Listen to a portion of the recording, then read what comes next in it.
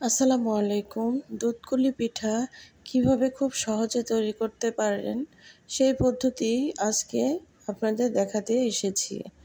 প্রথমে আমি এখানে একটা নারিকেল নিয়েছি আর নিয়েছি কিছু গুড়। গুড়টা দিয়ে নারিকেলটা দিয়ে ভালোভাবে জাল করে নেব, যেন দুটি একসঙ্গে ভালোভাবে মিশে যায়। একটু সময় নিয়ে জাল করে নিতে হবে। 10 মিনিট মতো জাল করলেই দেখবেন সুন্দরভাবে দুটি একসঙ্গে মিশে যাবে। একটু পানিটা শুকিয়ে নিতে হবে।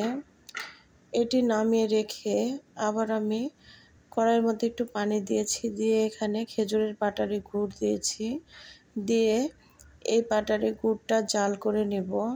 একটু ভালোভাবে জাল করে নিতে হবে, নয়তো দুধের মধ্যে দিলে কিন্তু ফেটে যাওয়ার সম্ভাবনা থাকে। ভালোভাবে জাল করা হয়ে গেলে দুধটাকে ঠান্ডা করার জন্য রেখে দেব। আমি এখানে 1 বাটি চালের গুঁড়া নিয়েছি। এটি এখন একটা কাই করে নেব। আগে থেকে গরম পানি করে রেখেছিলাম, লবণ দিয়েছিলাম 1 চামচ, দিয়ে একটা খমির তৈরি করে নেব বা ডো তৈরি করে নেব।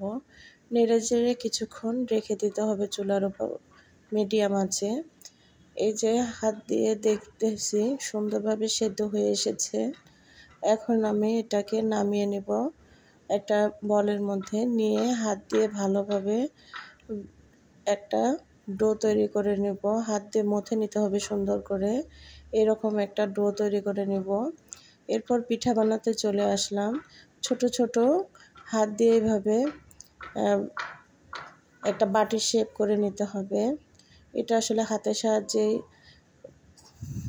তৈরি করে নিতে হয়, বলার কিছু নেই। তারপর আগে থেকে জাল করা নারিকেল আর গুড়টা আমি ভিতরে দিয়ে দিলাম পুর হিসাবে, দিয়ে এভাবে মাঝখানে দিয়ে দুই পাশে মুখটা বন্ধ করে সাইড দিয়ে একটু নকশা কেটে নেবেন। না নিলেও হয়, তবে আমরা নকশা কাটি, এর জন্য নকশাটা তৈরি করে নিলাম।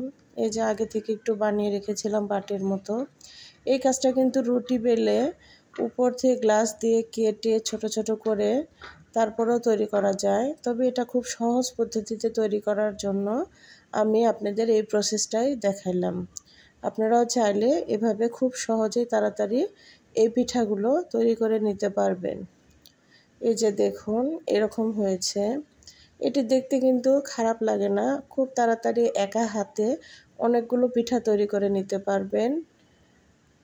এই পিঠাগুলো কিন্তু তৈরি করার পর সঙ্গে সঙ্গেই রান্না করে নিতে হয়, বেশিক্ষণ রাখলে কিন্তু ফেটে যাবে। এর জন্য খুব সহজ পদ্ধতিতে আমি আপনাদের পিঠাগুলো তৈরি করে দেখালাম। একা যদি করতে চান তাহলে কিভাবে করতে হয়।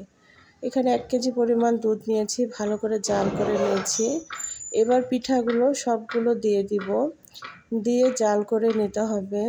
যখন এরকম ফুটে আসবে, এরকম বলক উঠবে, দেখুন এই যে বলক এসেছে, এটা কিন্তু একটু নেড়ে দিতে হয়, নয়তো নিচে লেগে যেতে পারে। এরপর আগে থেকে জাল করা গুড়গুলো ঠান্ডা করে রেখেছিলাম, দুধের মধ্যে দিলাম, দিয়ে এখন আরও 5-7 মিনিট জাল করে নেব। নিলেই বাস রেডি পিঠাগুলো। এই যে দেখুন, আমি কিছুটা নারিকেল দিয়ে দিয়েছিলাম, আপনাদের বলতে ভুলে গিয়েছি। বাস এই যে একদম রেডি আমার দুধকুলি পিঠা। আপনারা এই প্রসেসটি ফলো করলে খুব সহজেই সুন্দর এই মজাদার পিঠাটি তৈরি করতে পারবেন।